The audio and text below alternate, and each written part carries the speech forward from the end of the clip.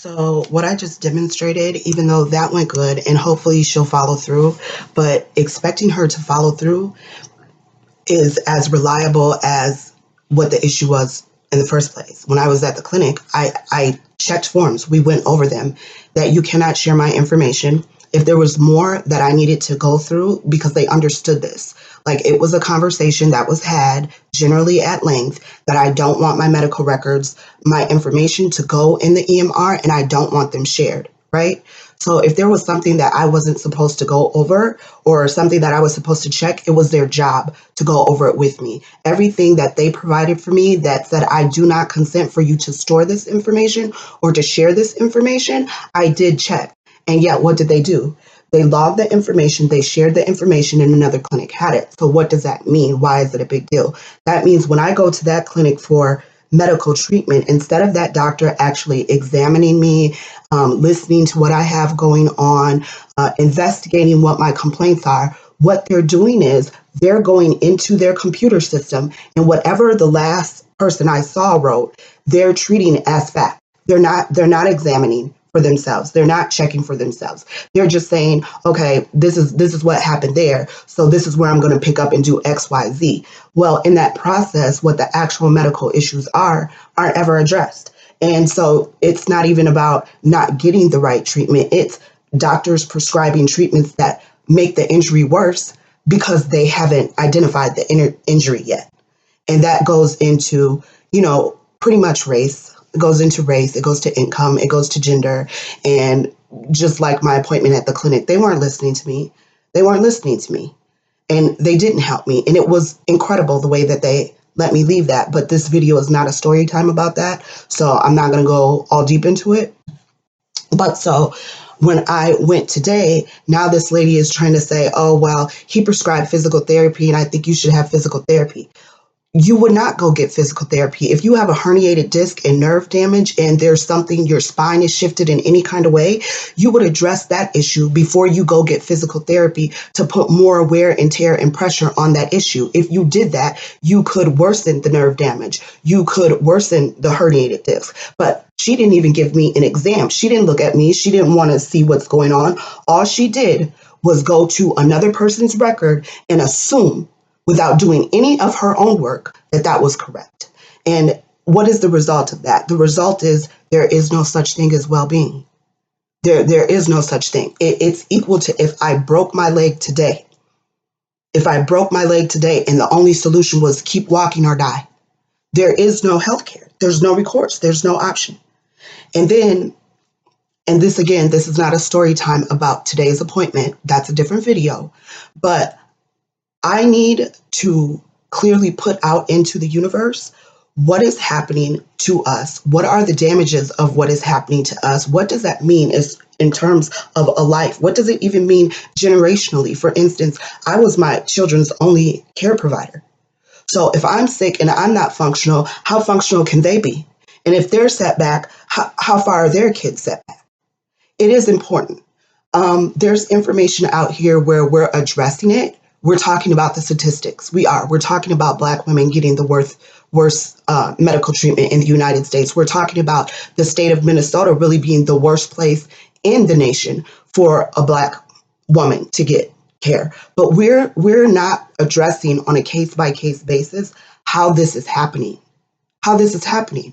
And if we don't address how it's happening, then it goes without saying that we're not correcting it. Right now, we don't even have vestment. We have divestment in correcting it. And without digressing or going too far off track, but it's beneficial. It's not like this is accidental or something that somebody overlooked. That's not what's happening here. And that is the point of me making these videos. It is happening intentionally. We all know that it's happening, and it's happening intentionally, and it's happening on a mass scale, and it's greatly contributing to African Americans in Minnesota living in the greatest socioeconomic racial divide in the nation, despite similar education, despite similar employment. The only one in front of us is Wisconsin. So same education, same job, same preparation, same hours, same all that. And yet Caucasians are coming out here and we're coming out here. Okay. So this is one of those areas. It's in Minnesota's government. It's within their governing powers. They are operating on systemic racketeering. Nobody is innocent. Nobody is confused about what's going on. Everybody knows what's going on. And what it is there is not a system in place to hold them accountable for it. Yes, there are regulations. Yes, there are laws. Yes, there are policies, but people are not enforcing them on behalf of African American women. My point was going to be, and you probably need the whole story time about what happened today at the clinic, which I'm not going to do right now. But at the end of the clinic, that doctor did recommend, while she didn't do any exams, she offered no new treatment. What I went for, she put a blockade too, because God forbid that I would be healthy. You know what I'm saying? And all this with a smile. All this with a Minnesota nice smile. When it doesn't, you can say fuck you with a smile, it's still fuck you, right? But anyways, before I walked out of the room, she was like, yeah, but do continue to take those medications that were supplied for you at the emergency room. These are all pain medications. Ibuprofen, taking that too often, that's bad for my stomach. That can develop ulcers, and it's just bad for your body. Okay. Then Tylenol is not really bad, even though it's extra strength Tylenol. But just the fact, if you put me in a position where I'm actually living on a daily basis, like not for a short term, but on a daily basis, I'm living under what my body can do when I'm on Tylenol. When I run out of that Tylenol, that's how we know what my pain tolerance is and what my functionality is after that. And then when I'm not functional, when it runs out, how am I treated when I have to go to the clinic? How difficult is it for me to get to the clinic? How difficult is it for me to groom myself, to get dressed, all those things? Because you have put me on medications because it was the easy thing to do. And it was the cultural thing to do, which is to just put drugs on me so I can hurry up and get on your face and you don't have to hear about it. Then there's another one, cyclobenzaprine, which is Flexeril. That can be addictive, okay? It's not a concern for me, but these are medications that can be addictive. And then as far as me having a hernia and with the damage in my spine, how it's affecting my intestines, I'm not supposed to live on Miralax. If there is a problem in my spine, with my disc, with my bones, with a hernia, anything going on with my body, we're supposed to follow our Hippocratic oath and actually do ethical medical treatment. We're supposed to diagnose what that issue is, and we're supposed to find solutions for that issues. We're not supposed to push drugs that make us minimize the pain and therefore the complaints and not show up in the hospital. Meanwhile, as a result of these injuries in your daily life, you are performing less in your activities of daily life. You can't be as social because you're in a level of sickness or pain that is not functional. As far as employment, if you're even lucky enough to work, but chances are, depending on how bad your situation is and my situation, you're not able to work. So therefore, now you're dependent on public resources and public finances, and everybody's giving you shit for being somewhere that you don't even fucking belong. And depending on them, and then all the people that you meet there, I don't want to say all because that's not fair. I'm just going to say in my experience, for a lifetime, multiple decades, in that multiple decades, I have incurred three people who did their job ethically.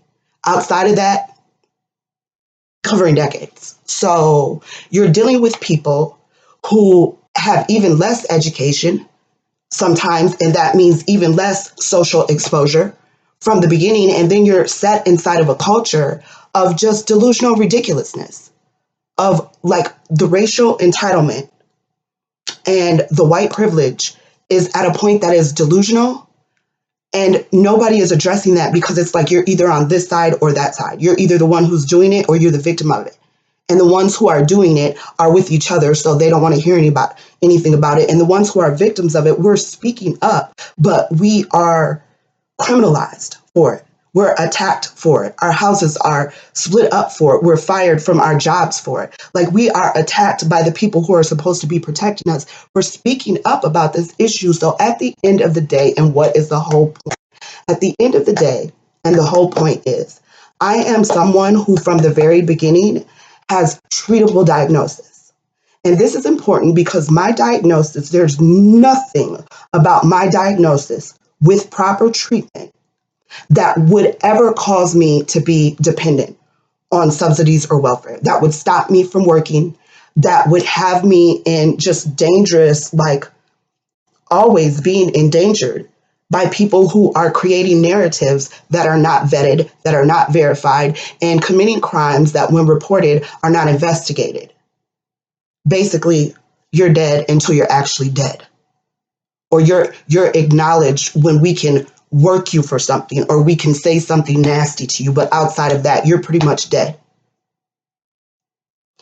The result is that generationally, I'm off track. Generationally, I'm off track. I'm off track. My children are off track. My children's children are off track. And the whole time, there is nothing justifiable. That I don't care what anybody says. There's nothing justifiable about it. I don't lack anything. We don't lack anything. All the pieces are there. The problem is racism. The problem is racism. And we're not addressing systemic racism, which I'm not even here to have some pity party or even some deep conversation about what racism is. I don't care. I don't care about politics. I'm not here to save the world. I'm here because at the end of the day, no matter what your racial opinions are, you are employed. You are everyone I come across, everyone that has anything to do with anything. You have employment. You do a job that allows you to feed and clothe yourself and take care of your families. And that job comes with obligations. There's no job that doesn't have obligations, regulations. There's no state laws. There's no lack of any of that. So no matter what your racist opinions are or how you feel, at the end of the day, you should still be accountable legally and ethically in your employment position. And that's what makes me feel justified and that I'm doing the right thing, because the regulations are there, the laws are there, the resources are there, and the only thing that is happening is we're using white privilege, racism, and entitlement to say we don't have to follow the law in your case.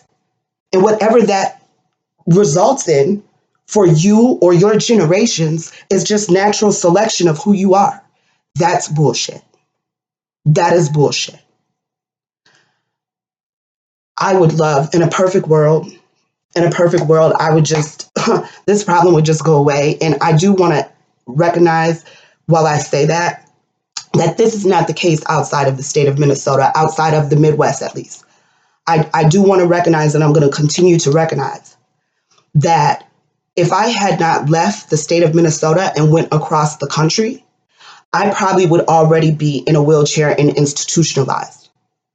It took me a matter of months, just a matter of months within leaving the state of Minnesota to get surgery to address just one of the injuries from this neglect and this craziness that they have going on in Minnesota. These aren't injuries. This is not part of my diagnosis.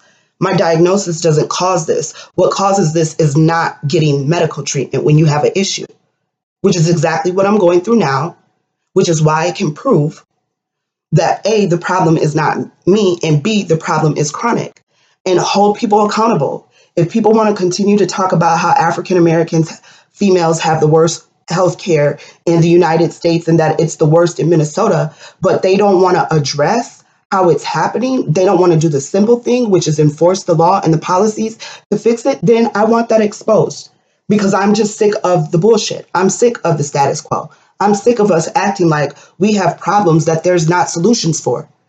There are issues and there are solutions. So at the end of the day, it's either you're going to do them or you're not going to do them. And if you're someone who's not going to do them, then you need to be recognized as someone who's not going to do them, not be looking like this perception of some great hope, because that's not who you are. And that's not the work that you're doing. And until we either get real and we get down to it, it's going to be what it is. We're hurting and there's no need for it. So I just wanted to expose that. And this is one of the ways which, as we unwind and we go through these series, you'll hear more about it. But it's quite important. What is written is quite important. And I just proved, because I'm always proving, I'm never giving opinions, because everybody is entitled to their opinions and opinions can be challenged. I'm giving you receipts, I'm giving you policies, I'm giving you regulations, I'm giving you proof of the systems that are in place not being enforced and the damage that is causing, the generational, lifelong, unchangeable, and short mortality rates that is causing, the financial devastation, the mental devastation, the physical devastation, the familial devastation that is causing because people will not follow the law. And then I'm supposed to get up every day in a place where I should not be, at a status that I should be, surrounded by people who don't get me because we're unequally yoked. And I'm supposed to hang my head like this is just my fate in life, or I'm responsible for what my experience is. I'm not. I'm not. I'll tell you when I'll be responsible. I'll be responsible when African Americans as a whole in the United States can go back and fix everything that slavery and racism has done for us for over 500 years or however long. If it's none of my ancestors or the cultures as a whole to fix racism, it's not my problem as a whole to overcome it. So, and my point there being is I am who God says I am. I am who God says I am, and I'm going to carry myself in accordance to what my actions are. I'm not going to let any kind of responsibility or accountability for other people, what other people decide to do. I'm not going to let that enter my heart, my spirit, my energy. I'm not going to do it. And I think one of the biggest problems about even being in the state is I constantly come across people who, for no reason, without even knowing me or whatever, they feel like they want to hear me say, oh, well, these are my decisions, or this is my fate in life. And they have a problem with me off top for not carrying what I'm going through on me like some badge of disgrace or shame. I'm not going to do that because I'm not responsible for other people. Nobody is responsible for other people. We are only responsible for ourselves. So we'll see how this goes. But I'm very happy to have demonstrated you're abusing records, and you're abusing the electronic information sharing of records. And this is how things get prolonged and they don't get done and they get deferred. Even when I, as the citizen, the patient, the applicant, or whatever, do everything right to protect myself, you go and you break the rules. And what it does is when I'm supposed to be here and going this way, it sends me off there and that way. And it's not victimless. It's not damage free. That comes with injuries. Injuries I'm sustaining. And so put that in your pot for your angry Black woman stereotype. I have every reason. And I'm not angry. I'm perturbed as fuck. But yeah, if you were going through what I was going through and there was no escape for it, no matter what, like there literally was nobody in your nation with any investment in making it possible while we sit here and say that everybody is free and you have a right to pursue life, liberty, and the pursuit of happiness. And the truth is, I don't. The truth is, I don't. Because the only way that people are allowed to do that is because they, A, have justice, and B, because laws are followed in their favor. Nobody would be doing any better than everybody would be in my same situation if they didn't have access to protection under the law. And I don't think that they would do as good as me. I'm just being honest. So, no. Okay? If you were in my position, you might feel how I feel.